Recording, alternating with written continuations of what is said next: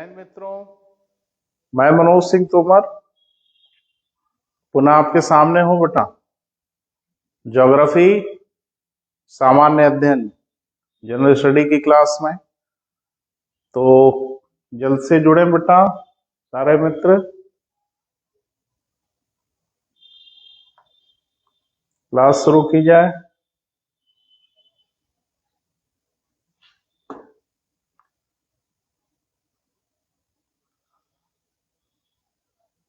जब तक हमारे मित्र जुड़ रहे हैं बेटा, मैं जो हमारे क्लास में उपस्थित मित्र हैं उनसे कुछ बातचीत कर लूं। तो जल्द से जल्द जुड़िए बेटा, क्लास में शुरू करूं। जैसा कि आपको विदित है बेटा, ये सारी क्लास ऑफलाइन है। सामने हमारे बच्चे बैठे रहते हैं, उन्हीं क्लास को हम ऑनलाइन करते हैं। तो बहुत वेट में नहीं कर सकता बेटा। तो जल्द से जल्द हमारे मित्र उपस्थित हों, हम शुरुआत करें। और जो टॉपिक चल रहा है पिछले 2-3 दिनों से बेटा, उसी क्रम में हम आगे की ओर बढ़ेंगे। और जो टॉपिक था हम लोगों का वह था बेटा वायुदाब और पवन। तो पवन को हम लोग अभी पढ़ रहे हैं बेटा। अस्थायी या सामयिक पवन पे हम लोगों की चर्चा हो रही थी। पिछले वीडियो में हमने जो ऑफलाइन क्लास थी, जिसको मैं ऑनलाइन कर रहा हूं, उसमें हम लोगों ने अध्ययन किया था बेटा सी ब्रिज, लैंड ब्रिज, कैटाबैटिक विंड और एनाबैटिक विंड। साथ में हमने मानसून पे भी आपसे बात किया था। तो आज हम लोगों का जो टॉपिक है बेटा वह है साइक्लोन और एंटी साइक्लोन। तो थोड़ा सा देख ले बेटा।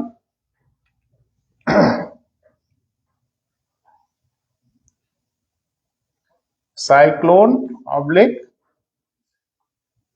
एंटी साइक्लोन,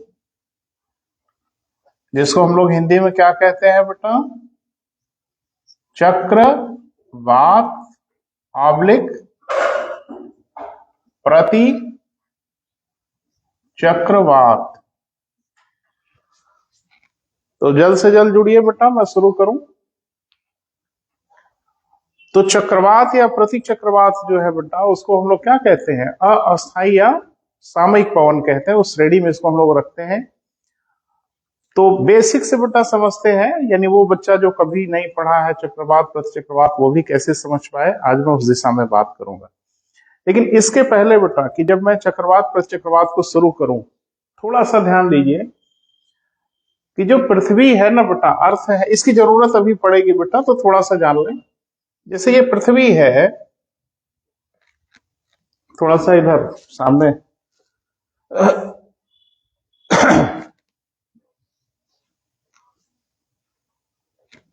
हाँ, जैसे ये पूरी पृथ्वी है बेटा, सपोज करो। तो पृथ्वी को हम लोग ताप के आधार पर भी उसको कई एरिया में डिमार्केट करते हैं। चक्रवात और प्रति चक्रवात को बिना इसके बेटा नहीं समझा जा सकता। तो पहले थोड़ा सा इस पे 2 मिनट हम बात कर लेते हैं, फिर हम आते हैं। तो ताप के आधार पर भी पृथ्वी को हम लोग अलग अलग जोन में या कटिबंध में बांटते हैं। और उस जोन या उस कटिबंध को किस नाम से जानते हैं और क्यों ऐसा कहते हैं, वो भी थोड़ा सा समझते हैं आज। ये देखा जाता है बेटा कि लगभग 30 अक्षांश इधर और लगभग 30 अक्षांश इधर। तो इधर इधर से नहीं काम चलेगा। इसको हम लोग कहते हैं उत्तरी अक्षांश और इसको कहते हैं हम लोग दक्षिणी अक्षांश। और वही हाल है बेटा 30 से लगभग 60 अक्षांश उत्तर की ओर और लगभग 60 अक्षांश दक्षिण की। ये पृथ्वी को हम लोग एक मोटा, ध्यान रखना, ये एक बिगर डिवीजन है, लेकिन इसमें अभी छोटा विभाजन भी हो जाता है। इसको समझना इसलिए है बेटा कि अभी चक्रवात प्रति चक्रवात में मैं नाम लूंगा तो आप परेशान हो जाएंगे। तो पहले इसको क्लियर कर लो। यह जो इलाका है बेटा, यहां से लेके यहां तक, ये यानी विषुवत रेखा से कर्क रेखा और विषुवत रेखा से मकर रेखा, यानी इक्वेटोर से ट्रॉपिक ऑफ कैंसर और इक्वेटोर से ट्रॉपिक ऑफ कैप्रिकॉर्न के बीच का जो इलाका है, ये मोटे मोटे रूप से आप कह सकते हैं कि साल भर गर्म रहता है। क्योंकि ये गर्म रहता है इसलिए ज्योग्राफी में इसको हम लोग ट्रॉपिकल जोन कह देते हैं। क्या कहते हैं बेटा? Tropical zone. मैं बोल भी रहा हूं बेटा, अगर आपको बोर्ड पे बहुत क्लियर नहीं दिखाई दे रहा है तो सुनने की कोशिश करिए। इस इलाके को हम लोग क्या कहते हैं बेटा? ट्रॉपिकल जोन कहते हैं। क्लियर है? ये जो इलाका है 30 से 60 के बीच में, यहां ये देखा जाता है कि वर्ष के जब सूर्य उत्तरायण होता है तो इस तरफ थोड़ी गर्मी बढ़ जाती है, और सूर्य जब दक्षिणायन हो जाता है तो इधर गर्मी बढ़ जाती है, इधर ठंडक आ जाती है। तो ये जो इलाके होते हैं धरती पे, ये इलाका तो बेटा पूरे साल भर लगभग गर्म रहता है मोस्ट ऑफ द कंडीशन में। वहां हीट ज्यादा मिलती है धरती को। क्यों मिलती है सब चर्चा मैं कर चुका हूं बेटा। तो यहाँ पे गर्मी ज्यादा मिलती है, इसलिए ज्योग्राफी में इसको हम लोग क्या कहते हैं बेटा? ट्रॉपिकल जोन, या इसको उष्ण कटिबंध कहते हैं। उष्ण माने गर्म। यह जो इलाका है बेटा, यहां साल भर में दो स्पष्ट ऋतुएं मिलती हैं। कभी यहां गर्मी आती है, कभी यहां ठंडक मिलती है। यहां दो ऋतुएं नहीं मिलती। यहां साल भर में दो, जब सूर्य उत्तरायण हो जाता है यहां तक आता है कर्क रेखा तक, इस इलाके में भीषण गर्मी शुरू हो जाती है, ग्रीष्म काल। सूर्य जब इधर चला जाता है मकर रेखा के आसपास, तो इस इलाके पे ठंड आ जाती है, इधर गर्मी आ जाती है। तो ज्योग्राफी में इन इलाकों को हम लोग कहते हैं बेटा, बोले, टेम्परेट जोन। इंग्लिश में क्या कहते हैं बेटा? टेम्परेट जोन कहते हैं। ये भी है और ये भी है, ध्यान रखिएगा। हिंदी में इसको हम लोग कह देते हैं शीतोष्ण कटिबंध। ये जो दोनों इलाके हैं बेटा, 60 से 90 इधर और 60 से 90 इधर, इन इलाकों को हम लोग पोलर जोन कहते हैं बेटा। क्या कहते हैं? पोलर जोन कहते हैं। पोलर जोन माने ध्रुवीय कटिबंध कहते हैं। अब थोड़ा सा इनका फीचर देख लीजिए। तो 30 अंश इधर और 30 अंश इधर ट्रॉपिकल जोन, 30 से 60 इधर और 30 से 60 इधर, यानी दक्षिणी अक्षांशों पे। इनको हम लोग ज्योग्राफी में क्या कहते हैं बेटा? टेम्परेट जोन कहते हैं। और 60 से 90 इधर और 60 से 90 इधर, इसको हम लोग ज्योग्राफी में पोलर जोन कहते हैं। हिंदी में भी बोल रहे हैं उष्ण कटिबंध, शीतोष्ण कटिबंध और शीत कटिबंध। मुझे लगता है कि आधी कहानी तो नाम ही कह रहा है हिंदी वाला। उष्ण माने गर्म, शीत कटिबंध माने ठंडा, शीतोष्ण कटिबंध, संधि विच्छेद करें, शीत और उष्ण माने यहां दोनों कैरेक्टर देखने को मिलते हैं, और ज्योग्राफी में इनको हम लोग टेम्परेट जोन कहते हैं। हाँ, एक बात और कि इसका फिर माइन्यूट भी डिमार्केशन किया जाता है बेटा। जैसे 30 से 35 के बीच। अच्छा, एक बात बताओ कि ज्योग्राफी में कोई ऐसी बाड़ या कोई ऐसी बाउंड्री तो नहीं बना दी जा सकती जैसे सीधी रेखा मैंने दिखाया है? तो यहाँ उष्ण है यहाँ, और यहाँ शीतोष्ण हो गया अगल बगल, नहीं। एक कैरेक्टर जाता है तो दूसरा कैरेक्टर आता है, तो एक संक्रमणशील एरिया यहां भी दिखेगी और एक संक्रमणशील एरिया यहां भी दिखेगी, जहां दोनों के लक्षण कुछ कुछ दिखेंगे। तो ज्योग्राफी में इस संक्रमणशील एरिया को, यानी 30 से 35 वाला जो एरिया है, इसको सब ट्रॉपिकल कहते हैं। और ये जो इलाका है जहां शीतोष्ण से और शीत कटिबंध शुरू होता है, इन दोनों के संधि स्थल के पास हम लोग बोलते हैं सब पोलर, उपध्रुवीय क्षेत्र। उष्ण कटिबंध, शीतोष्ण कटिबंध, शीत कटिबंध, दो जगह ज्वाइंट है ना बेटा। तो इस ज्वाइंट पे कोई तार की बाड़ लगा के तो नहीं रोक दिया गया कि नहीं इधर के उष्ण रहेगा और इसके ठीक इधर शीतोष्ण रहेगा। एक लक्षण दूसरे लक्षण को ओवरलैप करने लगता है, इसलिए जाहिर सी बात है उस एरिया को हम लोग कुछ अलग नाम दे देते हैं। तो इसको क्या कहते हैं? सब ट्रॉपिकल, उपोष्ण कटिबंध, और यहां सब पोलर, उपध्रुवीय क्षेत्र कहते हैं। बहरहाल अभी हम लोगों को जरूरत है बेटा सिर्फ 3 इलाकों की, जो आपको समझना है, तो हम लोग चक्रवात समझ लेंगे, उष्ण कटिबंध और शीतोष्ण कटिबंध। ये आइडिया लगा? ध्रुवीय क्षेत्रों की बहुत जरूरत नहीं है, लेकिन दिमाग में रख लीजिए। चलिए अब आगे बढ़ते हैं बेटा और चक्रवात को हम लोग समझने का प्रयास करते हैं।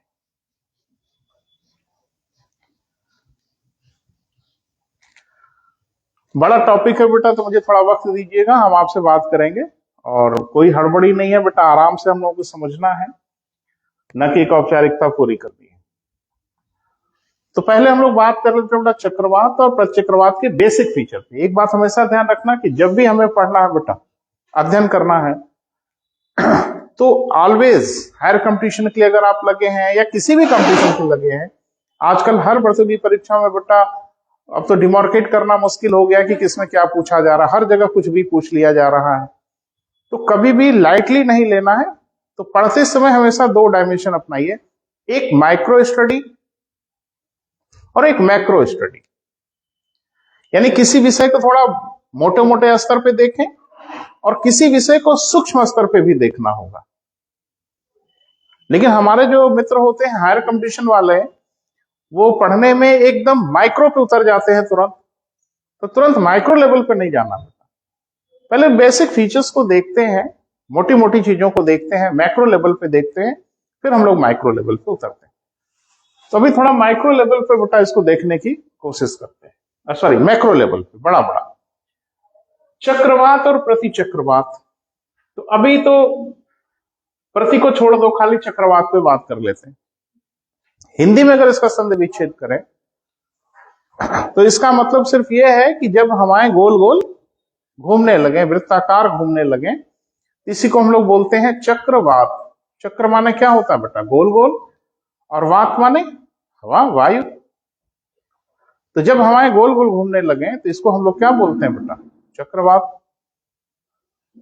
तो ऐसा क्यों हो जाता है, जरा इसी को थोड़ा समझना है। सामान्य रूप से जो वायुदाब की पट्टियां बनती हैं बेटा, सामान्य रूप से इन जनरल, तो वायुदाब की पट्टियां जो बनती हैं वो अक्षांशों के लगभग पैरेलल होती हैं, समानांतर होती हैं, क्लियर है। लेकिन किन्हीं कारणों से, अब वो कारण हम बताएंगे बेटा, आप घबराइए नहीं, किन्हीं कारणों से जब वायुदाब की पट्टियां वृत्ताकार बनने लगे, गोल गोल छल्ले जैसी बनने लगे, फिर से सुनिए बेटा, सामान्य रूप से होता क्या है कि जो वायुदाब की पट्टियां होती हैं वो अक्षांशों के लगभग पैरेलल होती हैं,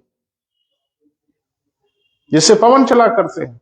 लेकिन कभी कभी कुछ ऐसी स्थितियां हो जाती हैं कि वायुदाब की जो पट्टियां होती है ना बेटा, वो वृत्ताकार स्वरूप ग्रहण कर लेती हैं, वो गोल गोल छल्ले जैसा स्वरूप ग्रहण करने लगती हैं, बस जैसे ही। अब वो कारण क्या है बेटा, हम अभी आपसे चर्चा करेंगे, निश्चिंत रहिए, सब कुछ समझाएंगे। तो जब ये वायुदाब की पट्टियां गोल गोल बनने लगे तो बस समझ जाना कि या तो चक्रवात या तो प्रतिचक्रवात होगा। अब ये गोल गोल क्यों बनती हैं बेटा, ये कुछ भौगोलिक कारक हैं, जब हम पर्टिकुलर साइक्लोन की बात करेंगे तो आप कारक समझाएंगे बेटा जरूर। लेकिन एक बात कि जब वायुदाब की पट्टियां वृत्ताकार बनने लगे तो समझ लो कि चक्रवात या प्रतिचक्रवात का जन्म हो जाएगा। अब प्रश्न यह है कि कब चक्रवात और कब प्रतिचक्रवात, तो उसको थोड़ा समझना है। जब केंद्र में लो प्रेशर क्रिएट हो जाए, यानी मध्य में निम्न वायुदाब का क्षेत्र बन जाए, माने ऐसे वृत्ताकार बने, वो क्यों बने बेटा हम बताएंगे, धैर्य रखिए, समझ रहे हैं, हम उसकी चर्चा करेंगे। केंद्र में जब निम्न वायुदाब बन जाए और बाहर की ओर हाई प्रेशर क्रिएट हो जाए, तब आते हैं क्या बेटा, चक्रवात, साइक्लोन। और जब केंद्र में बन जाए हाई प्रेशर और बाहर की ओर बन जाए लो प्रेशर, तब आते हैं प्रतिचक्रवात।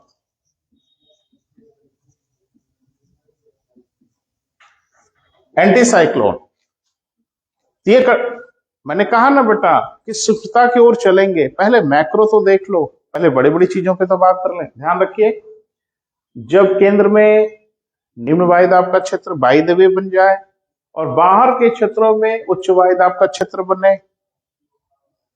तो क्या आएगा बेटा? चक्रवात। क्लियर? जब केंद्र में ही हाई प्रेशर बन जाए और बाहर के लो प्रेशर बन जाए तो क्या आएगा? प्रतिचक्रवात। पवन के प्रवाह का नियम हम पिछले एक हफ्ते से आपसे चर्चा कर रहे हैं कि पवन हमेशा हाई प्रेशर से लो प्रेशर की ओर चलता है, ऑलवेज। पूरी ज्योग्राफी में बेटा इसका एक भी एक्सेप्शन नहीं है। तो आप देख लो, यहां बाहर की ओर हाई प्रेशर है तो सारे पवन चलेंगे केंद्र की ओर। यहां केंद्र में हाई प्रेशर है तो सारी हवाएं निकल जाएंगी बाहर की ओर, चारों तरफ निकलेंगी, क्योंकि यहां हाई प्रेशर से किधर जाना है? लो प्रेशर की ओर, और यहां हाई प्रेशर से आना है लो प्रेशर की ओर। तो यहां बाहर से केंद्र की ओर चलेंगी और यहां केंद्र से बाहर की ओर निकलेंगी। ये तय हो गया बेटा। चक्रवात कब आएगा? जब केंद्र में लो प्रेशर बन जाए और बाहर की ओर हाई प्रेशर बन जाए, लेकिन कैसा? गोल गोल वृत्ताकार बनने लगे। प्रति चक्रवात में उसका उलट हो जाएगा। क्लियर है? अब इसमें एक चीज और देखना है बेटा, तो बारी बारी से जरा देखते हैं कि चक्रवात अगर आएगा धरती पर,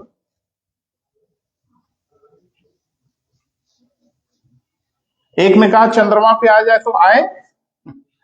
चंद्रमा पे वायु ही नहीं है, वायुमंडल नहीं है, चंद्रमा पे कहां से आएगा? लेकिन एक बात कि चक्रवात जब भी आएगा बेटा तो पृथ्वी के धरातल पे आएगा। तो थोड़ा सा देखिए, चक्रवात आएगा तो या तो इधर आएगा या तो इधर आएगा, और कहां आएगा? पूरी धरती तो हो गई ना बेटा। इसको हम लोग कहते हैं क्या? Northern hemisphere. और इसको क्या कहते हैं? साउदर्न हेमिस्फीयर, दक्षिणी गोलार्ध। उत्तरी गोलार्ध और दक्षिणी गोलार्ध। या तो चक्रवात उत्तरी गोलार्ध में आएगा या तो चक्रवात दक्षिणी गोलार्ध में आएगा। हमारे मित्र बड़े तेज तरार होते हैं ना, तो एक कुशाग्र बुद्धि हमारे मित्र ने कहा कि ठीक बीच पे आ जाए सर विषुवत रेखा पर। तो एक बात ध्यान रखिए मित्र, कभी चक्रवात इक्वेटोरियल रीजन में आ ही नहीं सकता, क्योंकि उसके पैदा होने की कंडीशन यहां बनती ही नहीं। तो हमेशा चक्रवात आएगा या तो उत्तरी गोलार्ध में या तो दक्षिणी गोलार्ध में। कहां आएगा वो सब हम बात करेंगे बेटा। अभी थोड़ा मैक्रो लेवल की चीजें देख लेते हैं। मुझे लगता है आपको याद होगा कोरियोलिस बल और फेरल का नियम, और मैंने आपको बताया था बेटा कि पवन को कुछ नियमों का पालन करना ही होगा। किसी हालत में उनको उस नियम का पालन करना होगा। वो नियम ये है कि अगर ये उत्तरी गोलार्ध में चलेंगे तो किधर से किधर चलेंगे तो पता है, हाई प्रेशर से लो प्रेशर की ओर तो चलना ही है, ये उनकी मजबूरी है। लेकिन उत्तरी गोलार्ध में अगर चलेंगे तो अपने मार्ग से दाहिनी ओर घूमेंगे, फेरल के नियम के अनुसार, कोरियोलिस बल के कारण। और दक्षिणी गोलार्ध अगर चलेंगे तो अपने मार्ग से किधर बेटा? बाईं ओर घूमेंगे। याद है ना? और मैंने कहा था कि पवन व समुद्री धाराओं दोनों के लिए यह नियम यूनिवर्सल ट्रुथ है, ये सार्वभौमिक सत्य है, यानी ऐसा ही होगा। तो अब थोड़ा सा एक खेल खेल लेते हैं बेटा। इधर देखिए, यदि चक्रवात, यहां विषुवत रेखा मान लेते हैं, उत्तरी गोलार्ध में आए और दक्षिणी गोलार्ध में आए। बच्चे याद करते हैं बेटा, तो आज हम उस बीमारी से मुक्त कराते हैं आपको, याद नहीं करना है। तो चक्रवात आएगा तो पता ही है आपको, लो प्रेशर, और बाहर की ओर क्या होगा बेटा? High pressure. क्लियर है ना? यही ना बताया था चक्रवात की परिभाषा। तो ये आ गया क्या बेटा? साइक्लोन। तो साइक्लोन में क्या होगा बेटा? केंद्र में निम्न वायुदाब का क्षेत्र और बाहर की ओर उच्च वायुदाब का क्षेत्र। क्लियर है? अब क्या होगा बेटा कि पवन चलते हैं, किधर से किधर चलते हैं आपको पता है। पवन हमेशा चलते हैं हाई प्रेशर से लो प्रेशर की ओर। तो पवन किधर से किधर चलेगा? इधर से इधर की ओर चलेगा, इधर से इधर की ओर चलेगा। बोलो बेटा, लेकिन क्या ऐसा चलेगा? और जवाब है नहीं। क्यों? क्योंकि कोरियोलिस बल और फेरल के नियम के कारण ये उत्तरी गोलार्ध में है ना बेटा, तो उत्तरी गोलार्ध में अपने मार्ग से किधर, दाहिनी ओर घूमेंगे, और दक्षिणी गोलार्ध होता तो बाईं ओर घूमते। अब इसका दाहिना किधर है, मुझे लगता है आप समझ पा रहे हैं। ये ऐसे ना जाके अपने दाहिनी ओर से घूमते हुए जाएगी, ये भी अपने दाहिनी ओर से घूमते हुए जाएगी, ये भी अपने दाहिनी ओर से घूमती हुए जाएगी, ये भी अपने दाहिनी ओर से घूमती जाएगी। तो मुझे लगता है आपको दिख रहा है, यानी हवाएं अब गोल गोल घूमने लगेंगे। और वो गोल गोल किधर घूमेंगे बेटा, गौर से देखिए, इधर घूमेंगे, लाइक दिस। और ये घड़ी की सुइयों की विपरीत दिशा है। इसको हम लोग क्या बोलते हैं बेटा, एंटी क्लॉकवाइज डायरेक्शन।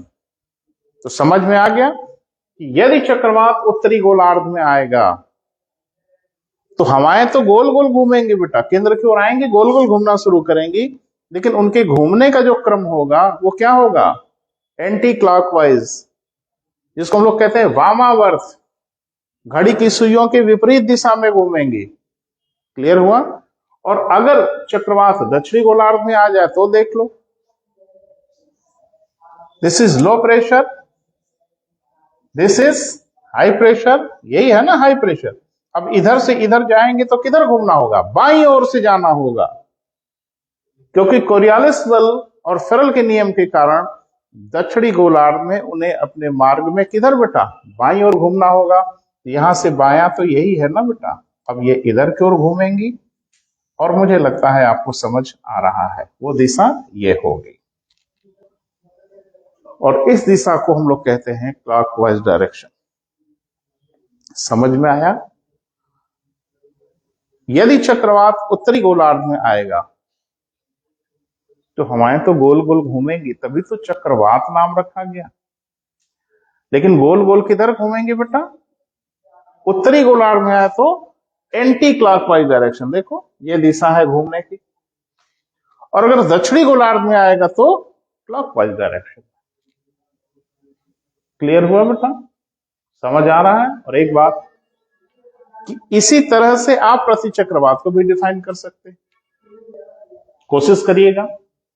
कोरियोलिस बल और फेरल के नियम के कारण चक्रवात अगर उत्तरी गोलार्ध में आता है तो एंटी क्लॉकवाइज, और प्रति चक्रवात अगर उत्तरी गोलार्ध में आता है तो क्लॉकवाइज।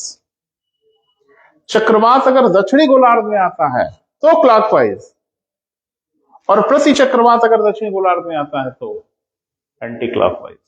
एक दूसरे को वैसे याद करने की आवश्यकता नहीं है। अगर आप कोरियोलिस बल और फेरल का नियम समझते हैं, पवन किधर से किधर चलते हैं, तो सेकंड भर में बता देंगे कि चक्रवात में हवाएं किधर से किधर घूमी होंगी। अब एक प्रश्न, यूएस में एक चक्रवात आया था बेटा जिसका नाम था सैंडी। ये बड़े प्यारे प्यारे नाम होते हैं बेटा, Sandy, Rita, Katrina, like this.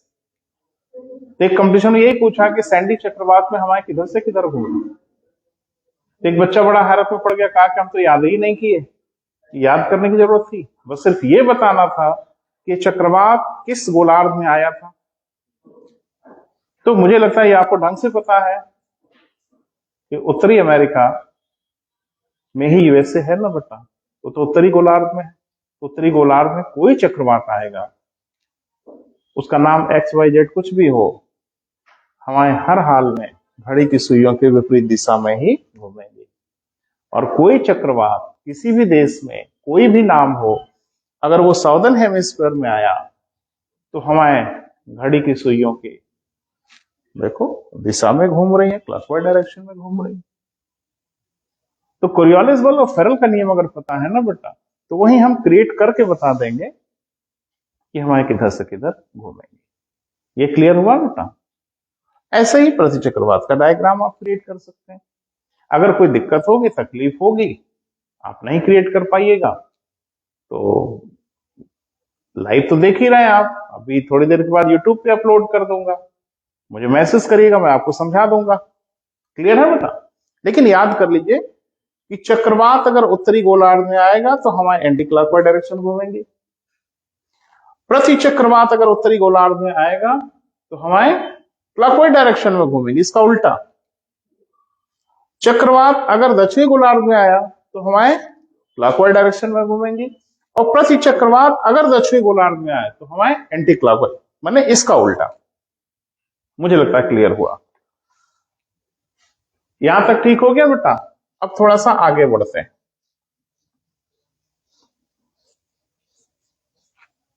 शुरू करने के पहले बेटा आपको मैंने बताया था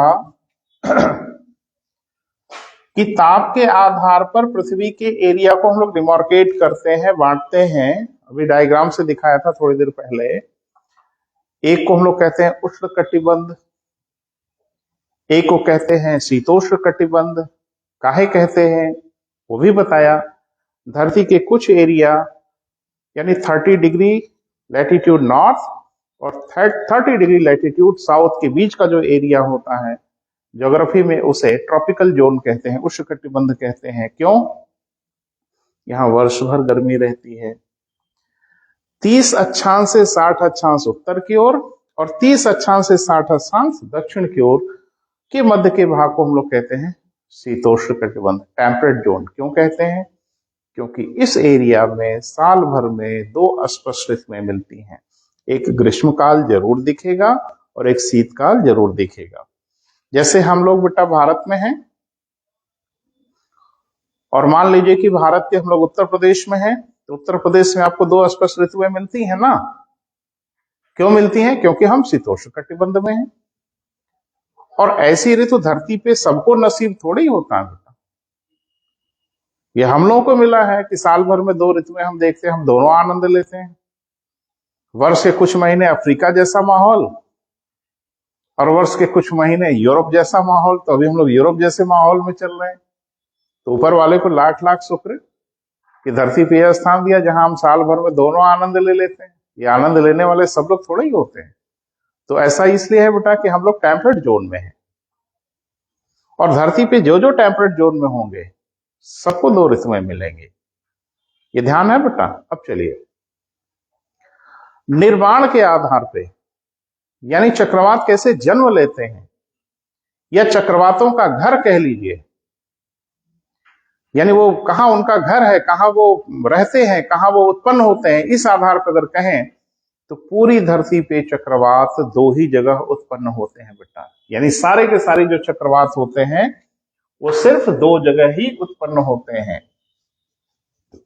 तीसरी जगह अपने मन से क्रिएट मत कर लीजिएगा। एक्चुअल में कभी कभी होता ही है ना कि थोड़ा पढ़ वढ़ लेते हैं तो हम लोग का ज्ञान हिलोर लेने लगता है, छलकने लगता है। तो अपने मन से क्रिएट मत करिएगा प्लीज। ये सब एकेडमिक चीजें हैं बेटा। हाँ, जब चीजों को समझ लें तो आप क्रिएट कर सकते हैं तथ्य के आधार पर, अवधारणाओं के आधार पर। तो ध्यान रखना, इस पूरे अर्थ पर, इस पूरी धरती पर कहीं भी कोई भी चक्रवात अगर आएगा तो उसका 2 ही एरिया होता है, तीसरा नहीं होता। तो एक एरिया जो होता है जहां वो चक्रवात उत्पन्न होते हैं उनको हम लोग इंग्लिश में कहते हैं ट्रॉपिकल साइक्लोन। अभी नाम आया था ना बेटा ट्रॉपिकल, तो मुझे लगता है आप समझ रहे हैं। हिंदी में कहते हैं उष्ण क्षेत्रीय चक्रवात। हिंदी में क्या कहते हैं बेटा? उष्ण क्षेत्रीय चक्रवात। यानी एक चक्रवात ऐसे होते हैं जो उष्ण कटिबंधों में आते हैं। इस अभी हम डायग्राम से दिखाते हैं बेटा। इसलिए उन चक्रवातों को हम लोग क्या कहते हैं? उष्ण कटिबंधीय चक्रवात या उष्ण क्षेत्रीय चक्रवात। इंग्लिश में कहते हैं ट्रॉपिकल साइक्लोन, हिंदी में उष्ण क्षेत्रीय चक्रवात। और दूसरे जो चक्रवात आते हैं वो टेम्परेट जोन में आते हैं। तो इनको हम लोग क्या बोलते हैं बेटा? टेम्परेट साइक्लोन, यानी शीतोष्ण क्षेत्रीय चक्रवात। क्लियर है बेटा? यानी कोई भी चक्रवात जो धरती पे आएगा इसी 2 कैटेगरी में से कोई ना कोई होगा।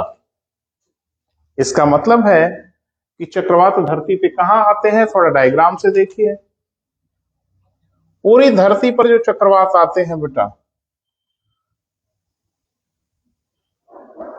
उनको जरा डायग्राम से देखिए। डायग्राम थोड़ा टेढ़ा मेढ़ा है बेटा, काम चलाइएगा, बहुत घबराने की जरूरत नहीं है। अभी जो आपने डायग्राम देखा था उसमें हमने बताया था कि ये जो एरिया है, दिस वन, ये इस एरिया को हम लोग क्या कहते हैं बेटा? उष्ण कटिबंध, ट्रॉपिकल जोन। तो इस एरिया में जो चक्रवात आते हैं बेटा, उनको हम लोग कहते हैं उष्ण कटिबंधीय चक्रवात। वो इस एरिया में आते हैं। और ये जो एरिया है, इसको हम लोग ज्योग्राफी में क्या कहते हैं बेटा? शीतोष्ण कटिबंधीय क्षेत्र, टेम्परेट जोन। यहां जो चक्रवात आते हैं इस रीजन में और इस रीजन में, उनको हम लोग कहते हैं क्या बेटा? शीतोष्ण कटिबंधीय चक्रवात। एक बात तय हो गई कि यह एरिया और यह एरिया चक्रवात विहीन है, यानी वहां चक्रवात नहीं आते। पवन चलेंगे तेज, साइक्लोन नहीं आएगा। तो साइक्लोन कहां आता है बेटा पूरी धरती पर? सिर्फ दो एरिया में आता है।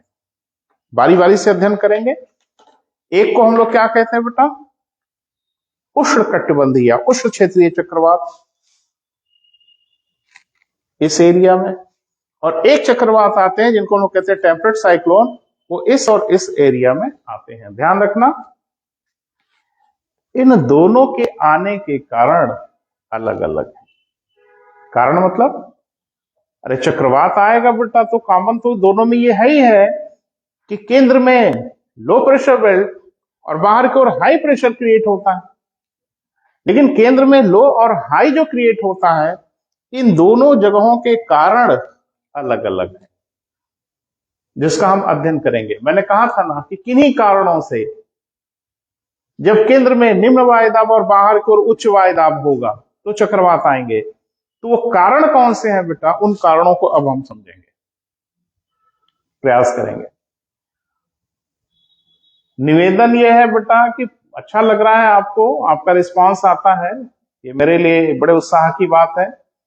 लेकिन इसको ज्यादा से ज्यादा शेयर भी कर लीजिए ना मित्र, ज्यादा मित्रों को बता भी दीजिए, हम तो लगे ही हैं आपके लिए।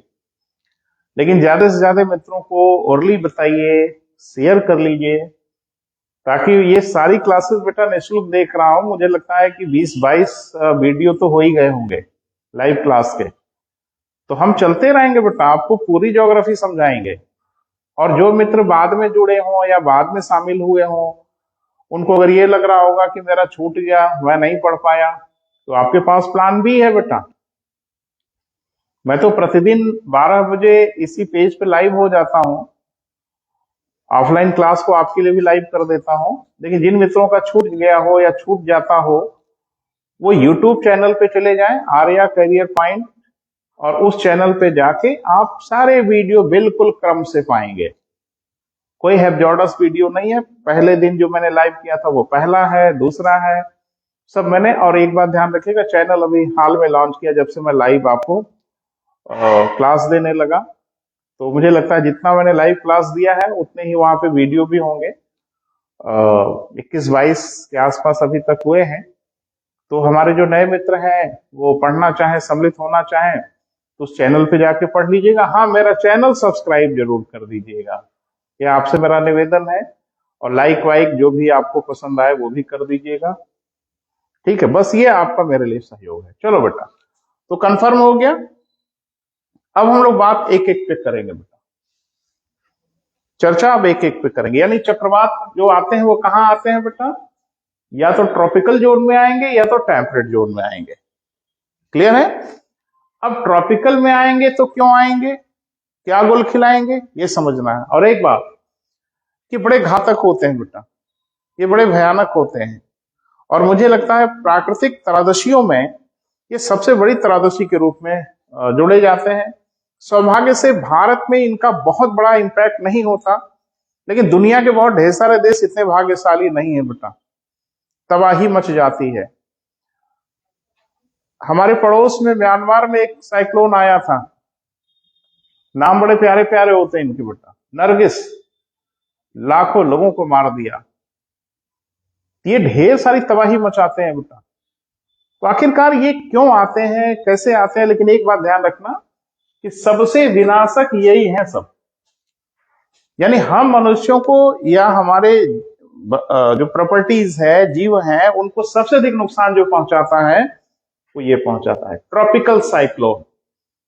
बहुत भयानक होता है बेटा, हवाओं की गति भी बहुत तेज होती है, कभी कभी ये सुपर साइक्लोन की श्रेणी में चले जाते हैं, यानी हवाओं की गति 200 किलोमीटर से अधिक हो जाती है, और कभी कभी तो इनकी गति 300 किलोमीटर ज्यादा देखी गई है, और कभी कभी तो यह भी देखा गया है कि मनुष्यों को और गाड़ियों को तो छोड़ दो, ये चलती हुई ट्रेन को उठा लिया। आप थोड़ा कल्पना कर सकते हैं उस साइक्लोन के पास कितना पावर होगा। जो यूएस में इसका रिटेन साक्ष्य है बेटा, मैंने कोई कहानी नहीं बता रहा हूं, कि अमेरिका में ये बिल्कुल साक्ष्य है कि एक हरिकेन ने वहां पे, हरिकेन अभी हम सब बताएंगे बेटा, डिटेल में आपको समझाएंगे, उसने चलती हुई ट्रेन को लिफ्ट कर लिया, हवा में उठा दिया। तो आप बस कल ट्रेन माने खिलौने वाला नहीं, सचमुच की ट्रेन। ये बड़ी भयानक चीजें हैं बेटा, उसको समझना है। तो अभी हम लोग शुरुआत करेंगे किसकी बेटा, नंबर 1 की। नंबर 1 माने कौन बेटा, उष्ण क्षेत्रीय चक्रवात। ये चक्रवात कहां आते हैं बेटा, ये थोड़ा ध्यान में रखिए, बड़ा चैप्टर है बेटा, बड़ा टाइटल है, बड़े इत्मीनान से बात करनी होगी, और थोड़ा सा जल्दबाजी होगी तो खेल बिगड़ जाएगा। तो आराम से समझने का प्रयास करिए, क्योंकि हमारे सामने हमारे मित्र भी बैठे हैं, तो सबको समझाना है बेटा। उष्णकटिबंधीय जो चक्रवात आते हैं बेटा, वो लगभग 5 डिग्री या 10 डिग्री से लेकर 30 डिग्री अक्षांशों के मध्य आते हैं, दोनों गोलार्ध में। यानी विषुवत रेखा से 5 डिग्री उत्तर और 5 डिग्री दक्षिण या 10 डिग्री तक भी देखा जाता है, ये चक्रवात नहीं आते। जानते हो क्यों? विषुवत रेखा पर कोरियोलिस बल 0 होता है, और सारा खेल किसका है बेटा, कोरियोलिस बल का है। तो कोरियोलिस बल ही अगर नहीं लगेगा तो चक्रवात ही नहीं आएंगे, ये ध्यान रखना। उष्णकटिबंधीय चक्रवातों का जो दायरा है बेटा, जो रेंज है, वो थोड़ा देख लीजिए। वो रेंज है बेटा बोथ हेमिस्फीयर, दोनों ही गोलार्धों में, अबाउट 5 डिग्री टू 30 डिग्री के आसपास। हाँ, इसमें थोड़ा सा अंतर इसलिए आता है कि जो हमारी वायुदाब की पट्टियां हैं अस्थाई, वो एक जगह अस्थाई होती नहीं बेटा, ये सूर्य के साथ साथ उत्तर और दक्षिण शिफ्ट होती रहती है, जिसको हम लोग उत्तरायण और दक्षिणायन कहते हैं। ये चक्रवात कहाँ आते हैं बेटा, 5 अंश से लेके 30 अंश के बीच में आते हैं।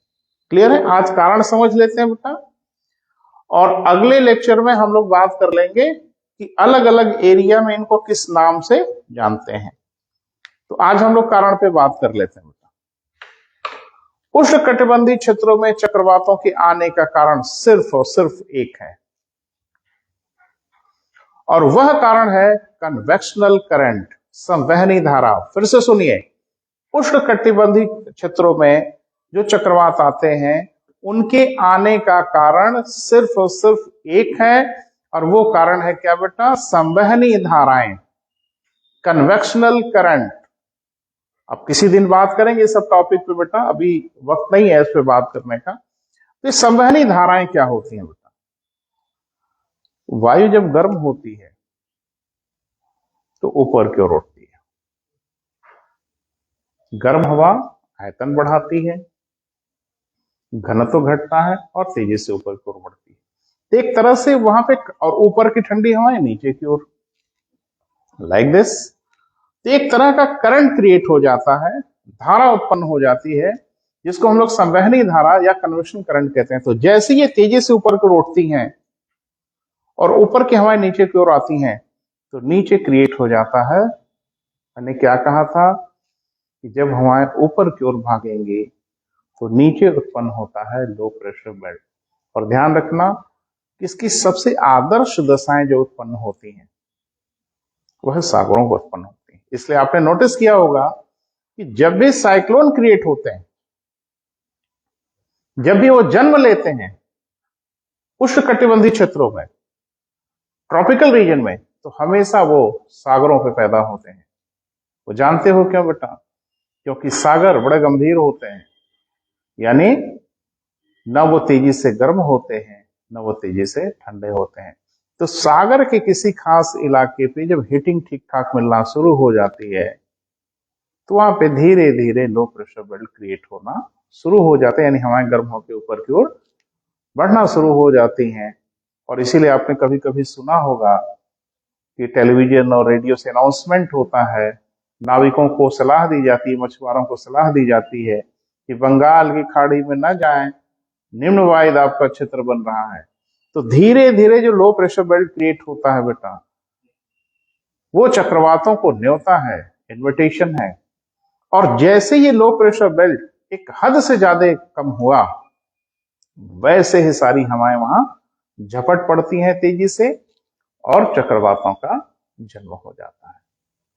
तो ध्यान रखना बेटा, उष्णकटिबंधीय क्षेत्रों में, ट्रॉपिकल रीजन में जो भी साइक्लोन्स आते हैं, उनके आने का सिर्फ एक कारण है, और वो कारण है सूर्य ताप, सूर्य की गर्मी। और सूर्य ताप के कारण वहां उत्पन्न हो जाती है क्या बेटा? Convectional current. और कन्वेक्शनल करंट, संवहनी धारा के उत्पन्न होने की आदर्श दशाएं जो मिलती हैं, वो सागरों पर मिल जाती हैं। इसलिए आपने हमेशा नोटिस किया होगा कि सागरों से हमला करते हैं स्थलों पर, यानी जन्म लेते हैं सागरों पर और हाल चाले लेने चले आते हैं स्थल पे, है ना, तबाही मचा के रख देते हैं। अब ये बेटा कि उष्णकटिबंध क्षेत्र में अलग अलग एरिया में इनको अलग अलग नाम से हम लोग जानते हैं, पहचानते हैं। तो इस पे हम चर्चा अगले लाइव क्लास में करेंगे, और YouTube channel Arya career point पे अपलोड भी कर देंगे बेटा, तो उसको जाके देखिएगा। तो आज हम यही समाप्त कर रहे हैं बेटा। आपको कैसा लगा, समझ में आया, नहीं आया, जरूर कमेंट करिएगा। चैनल ज्यादा से ज्यादा सब्सक्राइब करिए, ठीक है बेटा। Thank you so much.